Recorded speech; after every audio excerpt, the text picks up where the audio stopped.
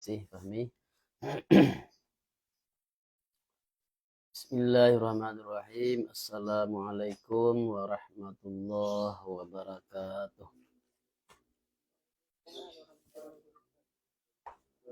Alhamdulillah. Alhamdulillahilladzi hadana li hadza wa ma kunna linahtadiya laula an hadanallah. Asyhadu an la ilaha illallah wahdahu la syarika lah.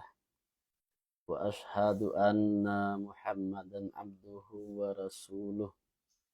Allahumma shalli wa sallim ala sayyidina wa maulana Muhammadin wa ala alihi wa sahbihi ajma'in.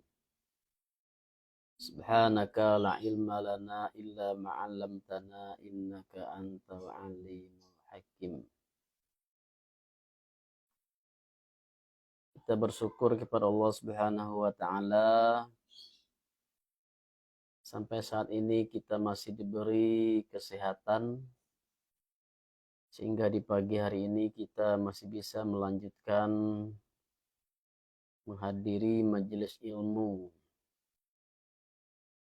Insya Allah mudah-mudahan kita berharap jika Allah memberi kita umur yang panjang, kita bisa istiqamah untuk mengikuti pengajian ini pada minggu-minggu berikutnya.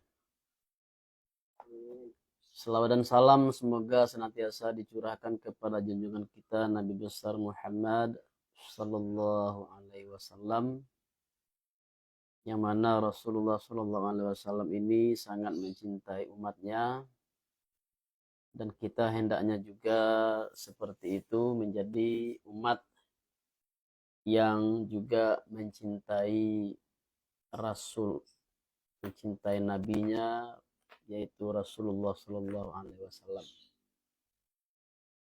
Tadi sebagaimana disampaikan oleh Fahmi bahwa kita telah masuk ke bulan Rajab. Di salah satu doa yang dianjurkan dibaca adalah Allahumma barik lana fi Rajab wa Sya'ban wa balighna Ramadan. Pertama, kita meminta kepada Allah Subhanahu wa taala agar kita dianugerahi keberkahan di bulan ini dan juga di bulan Sya'ban, dan kita berdoa semoga kita disampaikan diberi umur yang panjang sehingga kita bisa sampai ke bulan Ramadan. Jadi bulan Rajab adalah pertanda bahwa kita sudah mendekati bulan Ramadan. Jadi dengan demikian kita mempersiapkan diri dengan mulai memperbanyak amal ibadah. Jadi bukan hanya di bulan Ramadan, mulai sekarang kita juga sudah dituntut untuk agar memperbanyak amal ibadah.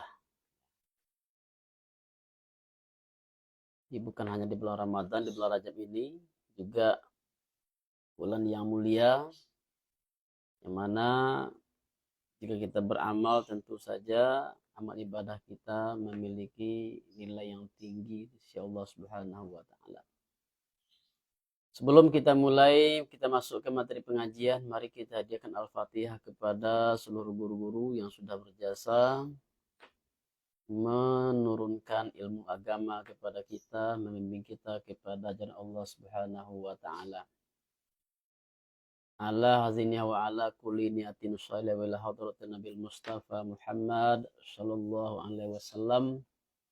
Bismillahi al-Fatihah. A'udzubillahi minasyaitonirrajim. Bismillahirrahmanirrahim.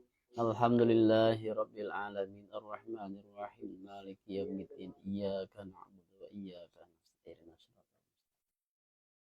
Shiratal ladzina an'amta 'alaihim ghairil maghdubi 'alaihim waladdallin. Amin.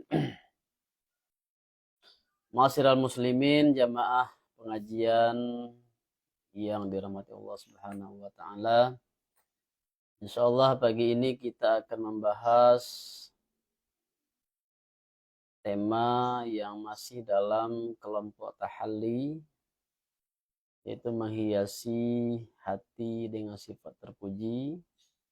yaitu ikhlas. Ikhlas secara bahasa artinya adalah bersih, suci, dan juga bisa kita artikan murni. Secara istilah ikhlas artinya adalah kita mengesahkan Allah dengan qasad. Apa itu qasad? Qasad itu artinya adalah sengaja, niat, tujuan. Dengan kata lain, ikhlas itu adalah kita beramal hanyalah semata-mata karena mencari ridha Allah. Tidak karena mencari sesuatu selain itu. Baik itu berupa pujian manusia, atau berupa harta benda, atau berupa pangkat dan jabatan. Ringkasnya, kita beramal ibadah bukan karena tujuan selain Allah, atau amal ibadah kita itu tidaklah ditujukan kepada selain Allah, tetapi hanya semata-mata lillahi ta'ala, karena Allah. Maksudnya adalah untuk karena mengharapkan ridha Allah. Jadi karena Allah, motivasinya adalah Allah, dan tujuannya juga Allah Subhanahu wa ta'ala. Jadi jemaah sekalian, ikhlas ini adalah kebalikan dari sifat riya, sifat sum'ah, sifat ujub. Setelah hati kita dikosongkan, dibersihkan dari sifat riya, sifat sum'ah, dan sifat ujub, maka kemudian kita ganti dengan sifat ikhlas. Allah Subhanahu wa ta'ala berfirman, A'udzubillahi minasyaitonirrajim. Bismillahirrahmanirrahim. Wa ma umiru illa liya'budullaha mukhlishina lahuddin. Dan tidaklah mereka diperintahkan kecuali agar mereka menyembah Allah atau beribadah kepada Allah dengan mengikhlaskan ibadat, mengikhlaskan agama baginya, untuknya, atau kepadanya. Itu surah apa tuh? Surah Al-Bayyinah ya. Kemudian sabda Nabi SAW, innamal a'malu binniyat wa innama likulli imri'in ma nawa. Faman kanat hijratu illallahi wa rasulih fa hijratuhu illallahi wa rasulih. Wa man kanat hijratuhu lid-dunya yusibuha awi mura'atin yankihuha fa hijratuhu ila ma hajara ilaih. Hanya sesungguhnya amal itu dengan niat. Dan hanya sesungguhnya setiap manusia itu mendapatkan apa yang diniatkannya.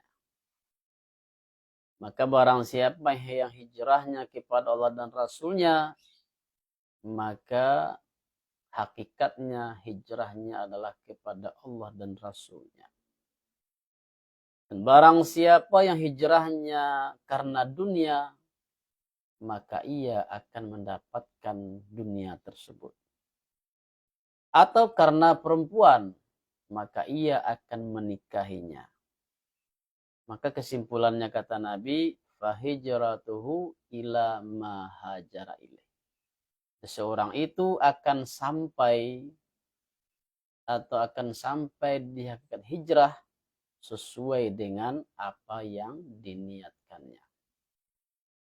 Jadi ini adalah hadis yang sangat masyhur, ya, hadis yang sangat terkenal, Yang mana hadis ini di dalam karangan Imam An-Nawawi, yaitu kumpulan 40 hadis. Hadis Arba'in yang disusun oleh Imam An-Nawawi ini diletakkan di urutan nomor 1, urutan pertama.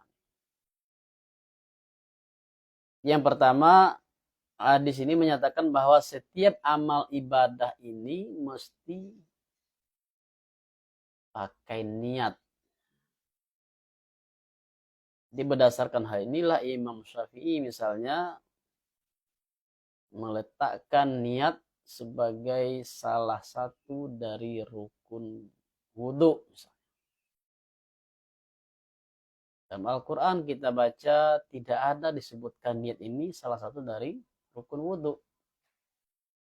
A'udzubillahi minasyaitonirrajim. Iza qumtum ila shalah faghsilu wujuhakum. Apabila kalian menginginkan untuk mendirikan sholat, maka basuhlah muka kalian, wajah kalian.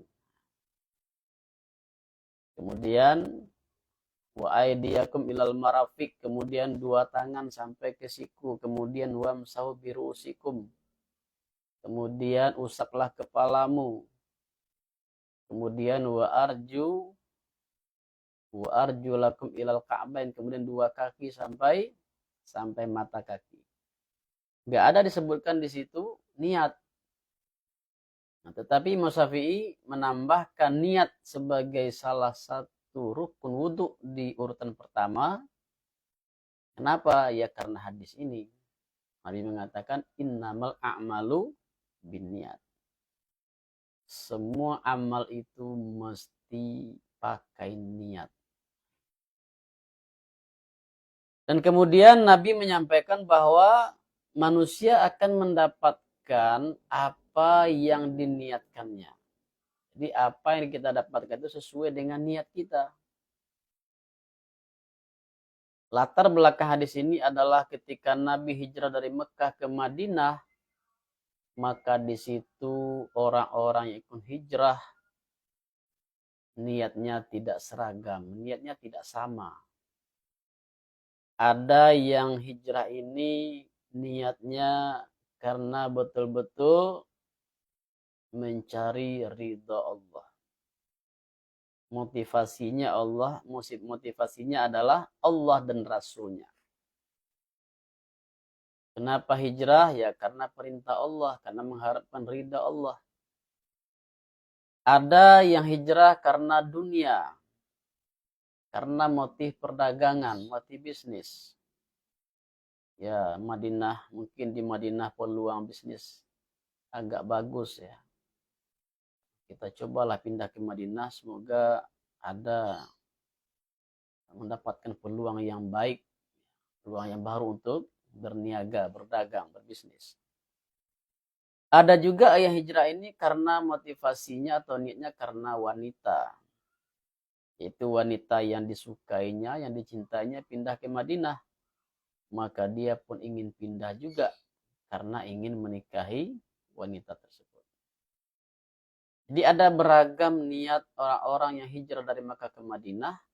Maka kata Nabi, orang-orang tersebut akan mendapatkan sesuai dengan niatnya. Nah, begitulah gambaran kita dalam beribadah.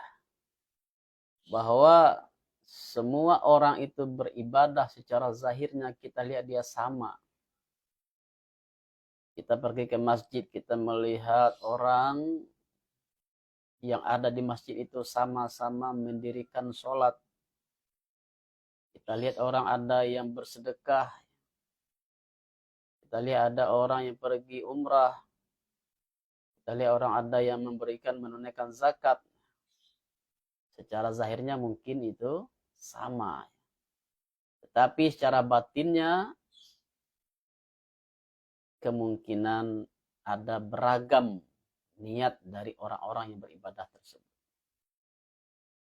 Ada orang beribadah karena motivasi duniawi, karena ingin dipuji atau karena menghindari pandangan yang tidak baik kepada dirinya atau karena malu. Jadi dia sholat kenapa? Karena menghindari jangan dipandang rendah atau karena malu atau ingin dipuji. Jadi motivasi-motivasi itu kata Nabi hanya orang yang niatnya ikhlas itulah orang yang mendapatkan yang amalnya diterima. Jadi ikhlas ini adalah salah satu syarat diterimanya amal ibadah kita. Itu pentingnya ikhlas ini. Jadi kalau kita mengharapkan pujian manusia dengan amal ibadah, ya sesuai dengan hadis Nabi tadi, apa yang kita dapatkan ya sekedar pujian manusia. Kalau kita beribadah itu karena menghindari, karena rasa malu, apa yang kita dapatkan? Ya tentu hanya sekedar selamat dari rasa malu. Atau juga kita mengharapkan dengan amal ibadah itu ingin mendapatkan rezeki dunia saja semata. Kita beribadah kenapa? Karena agar tujuannya dimurahkan rezeki. Nah, maka yang kita dapatkan hanya sekedar harta benda duniawi. Jadi akibatnya apa? Kalau kita tidak ikhlas, maka yang pertama amal ibadah itu mardudun. Apa itu mardud? Ditolak. Di akhirat nanti Allah Subhanahu wa taala menggambarkan dalam Al-Qur'an bahwa amal ibadah yang Allah tidak terima itu digambarkan bagaikan haba'an mansura. Bagaikan abu yang berterbangan. Jadi tidak ada manfaatnya. Itu bahayanya amal ibadah yang tidak disertai dengan ikhlas. Begitu pentingnya ikhlas ini sehingga Syekh Ibnu Athaillah dalam kitab Al-Hikam menyatakan bahwa ikhlas itu adalah ruhnya amal. Amal ibadah itu bagaikan jasad. Sedangkan ikhlas itu adalah ruhnya. Jadi kalau kita bandingkan ruh dengan jasad, maka hakikat manusia itu adalah ruh. Ruh itu lebih tinggi nilainya dibandingkan dengan jasad. Jasad ini hanyalah alat bagi ruh. Sedangkan ruh itu adalah hakikat manusia. Itulah perumpamaan yang dibuat oleh Ibnu Athaillah antara amal dengan ikhlas. Ma'asyiral muslimin rahimakumullah. Sabda Nabi SAW dalam sebuah hadis, al-ikhlasu sirrun min sirri istauda'atuhu qalba man ahbabtuhu min ibadi.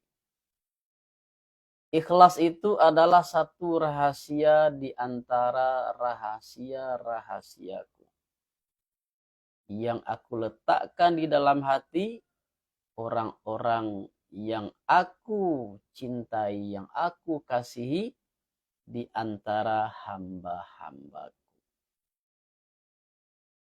Jadi kalau Allah Subhanahu wa taala seandainya kita sudah mencapai martabat ikhlas atau kita sudah bersifat ikhlas dalam amal ibadah, itu berarti kita sudah termasuk salah seorang dari hamba Allah yang dikasihi, yang dicintai. Jadi untuk itu, agar tercapainya ikhlas, kita harus membuang ya sifat riya, sifat sum'ah, sifat ujub. yang telah kita pelajari, yang telah kita bahas pada minggu-minggu sebelumnya. Kita introspeksi diri, kita lakukan muhasabah. Masih ada enggak dalam hati ini sifat riya, yang mana kita beribadah ini masih mengharapkan pujian manusia, masih mengharapkan penilaian manusia, masih mengharapkan pandangan manusia. Nah, ini mesti kita periksa. Ketika dalam kesendirian kita merasa malas untuk beribadah, sementara di keramaian atau ketika kita dilihat oleh orang lain kita semangat untuk ibadah, maka itu adalah indikator masih terdapatnya sifat riya dalam hati kita. Jadi ini mesti kita pastikan bersih hati kita dari riya, dari sum'ah, dari ujub.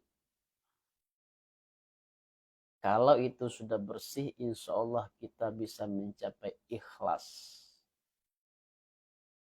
Itu syarat yang pertama ya. Cara yang pertama untuk mencapai ikhlas itu adalah membersihkan hati dari sifat riya, sum'ah, dan ujub. Baik, kita lanjutkan. Jadi ikhlas ini adalah ruhnya amal, dan kata Nabi mengatakan ikhlas ini adalah satu rahasia di antara rahasia Allah. Jadi ikhlas ini memang amalan hati dan suatu sifat hati yang sangat terpuji. Apalagi syarat diterimanya amal. Jadi kalau ikhlas belum tercapai, amal ibadah kita, apa tadi saya katakan, tidak diterima atau mardudun. Betapa menyedihkan ya. Kita sudah capek beribadah siang malam. Itu ibadah fisik. Atau kita ibadah harta ya. Kita udah mengeluarkan harta yang banyak. Tetapi karena ketiadaan ikhlas, maka amal itu tidak diterima. Atau bahkan kadang-kadang amal itu yang melibatkan tenaga, melibatkan harta, seperti haji dan umrah misalnya. Betapa ruginya manusia kalau belum memiliki sifat ikhlas. Di amal itu akan sia-sia belaka. Ma'asyiral muslimin rahimakumullah, kemudian kita masuk kepada tingkatan ikhlas. Tingkat ikhlas yang pertama adalah ikhlasnya orang awam atau orang umum. Tingkatan yang pertama ini apabila seseorang itu sudah selamat dari sifat riya, sifat sum'ah, dan ujub, dia beramal karena Allah, dan juga dengan amalnya itu dia berharap untuk selamat dari siksa neraka dan mendapatkan kenikmatan surga. Ini disebut dengan ikhlasnya orang awam. Dia sudah, amalnya ini sudah selamat dari riya, sudah selamat dari sum'ah, sudah selamat dari ujub. Tapi dengan amal ini dia mengharapkan selamat dari siksa neraka dan mendapatkan kenikmatan surga. Ini tingkatan pertama. Tingkatan yang di atasnya disebut dengan tingkatan orang khusus. Ikhlasnya orang khusus ini perbedaannya apa? Perbedaannya adalah tidak mengharapkan atau tidak mengaitkan amalnya itu dengan harapan selamat dari siksa neraka dan mendapatkan kenikmatan surga. Jadi betul-betul lillahi ta'ala, betul-betul hanya karena Allah. Soal bagaimana saya nanti di akhirat, itu diserahkan kepada Allah. Yang penting saya beramal ini ikhlas. Ini tingkatan ikhlas yang lebih tinggi.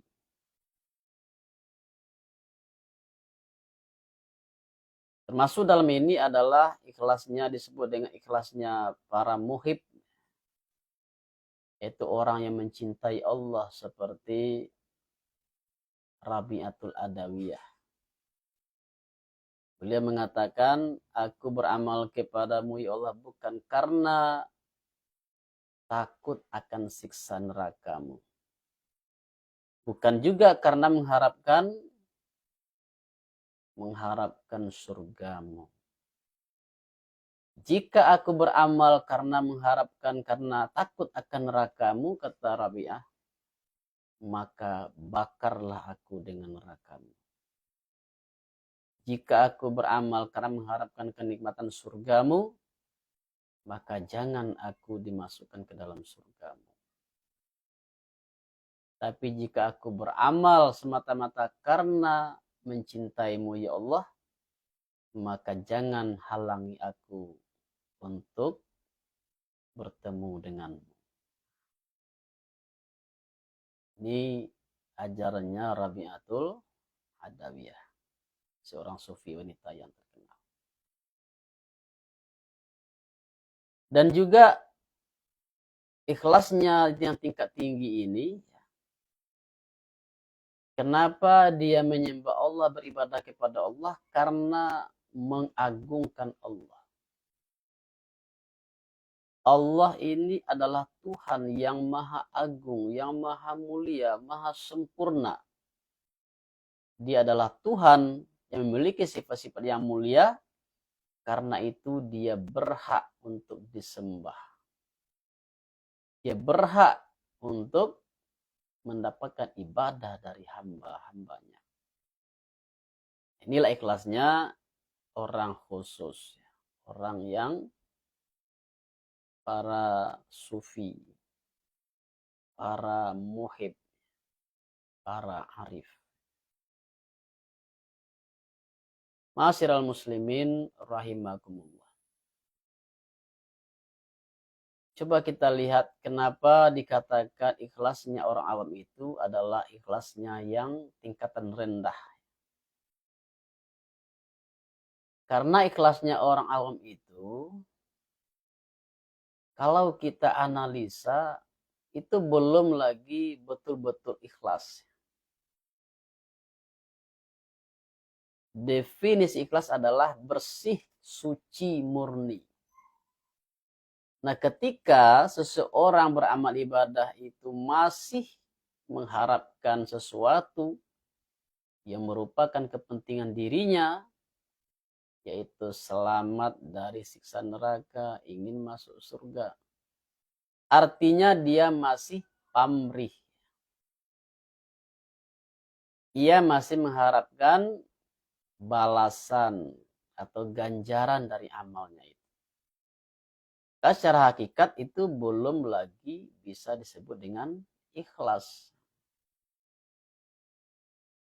Jadi catatan, ya ini catatan mesti kita ketahui, jangan kita salah paham. Ini juga bagi orang yang anti tasawuf mengatakan bahwa ajaran sufi itu dia tidak berharap selamat dari neraka, tidak berharap masuk surga, bukan seperti itu.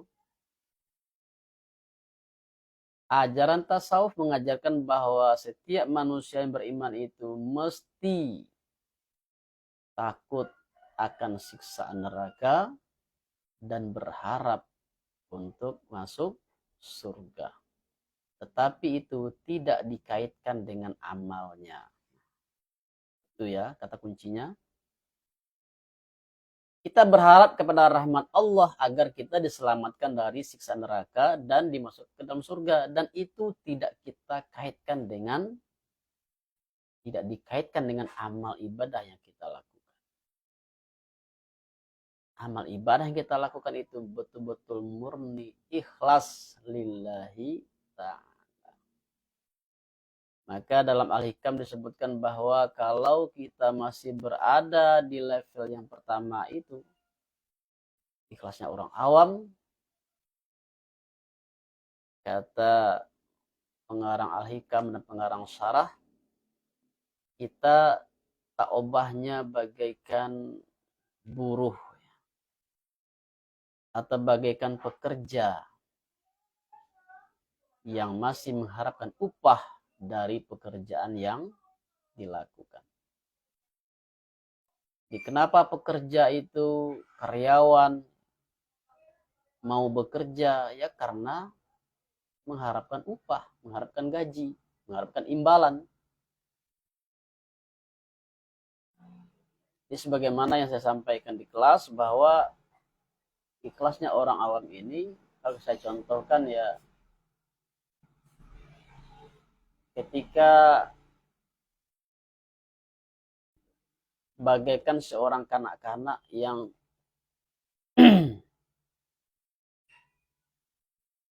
disuruh oleh orang tuanya untuk melakukan suatu pekerjaan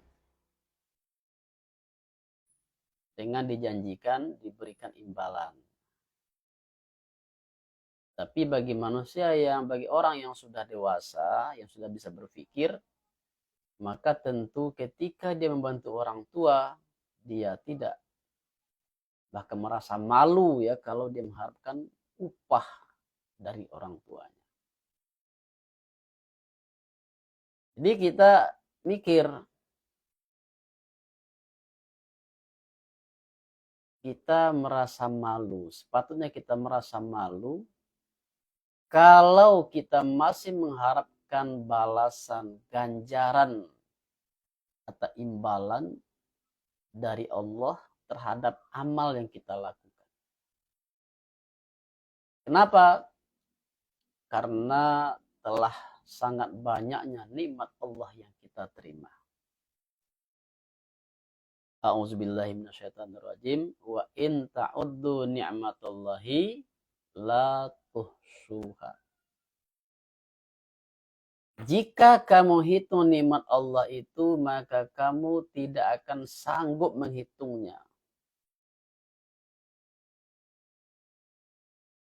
Dalam sehari semalam ya, nikmat keberadaan kita, nikmat-nikmat yang kita dapatkan, nikmat oksigen misalnya, nikmat kesehatan, nikmat harta, nikmat apa lagi, dan lain-lain banyak nikmat yang kita terima ini. Jadi kalau kita bandingkan amal ibadah yang kita lakukan dengan nikmat yang kita terima, maka amal ibadah kita ini masih sangat sedikit nilainya dibandingkan dengan nikmat Allah yang kita terima. Jadi dengan demikian, kalau kita bisa mikir, kita akan malu kepada Allah jika kita mengharapkan balasan atau ganjaran dari Allah terhadap amal yang kita lakukan. Jadi dengan demikian, jemaah sekalian, setelah kita membersihkan hati dari sifat tercela yaitu riya, sum'ah, dan ujub, maka untuk mencapai ikhlas yang tingkat tinggi ini, mesti kita nafikan dalam hati kita keinginan untuk mendapatkan ganjaran dari Allah terhadap amal yang kita lakukan. Jadi ketika kita ingin melaksanakan amal ibadah, baik itu sholat, baik itu sedekah, zakat, puasa, haji, umrah, kita niatkan betul-betul lillahi ta'ala. Bukan karena dunia, bukan karena tujuan harta, juga bukan karena mengharapkan selamat dari siksa neraka, juga bukan mengharapkan kenikmatan surga. Pendeknya, tidak ada niat untuk selain Allah. Surga neraka itu masih termasuk selain Allah. Betul-betul ibadah ini hanya lillahi ta'ala. Karena Allah. Mendapatkan ridha Allah. Kalau Allah sudah ridha kepada kita, maka tentu insya Allah Allah akan selamatkan kita dari siksa neraka dan akan dimasukkan ke dalam surganya. Jadi nggak usah khawatir ya. Usah khawatir. Di itulah ikhlas.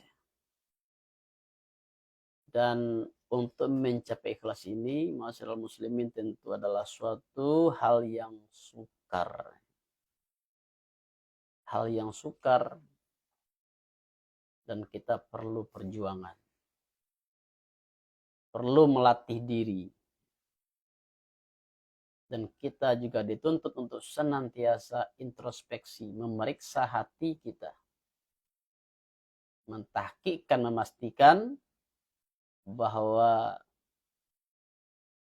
niat kita ini sudah bersih dari unsur-unsur duniawi, unsur-unsur selain Allah, dan hanya tinggal satu, yaitu lillahi ta'ala.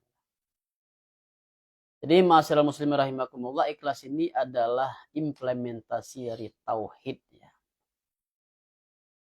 Dalam keimanan kita mentauhidkan Allah, mengakui Allah itu sebagai satu-satunya Tuhan.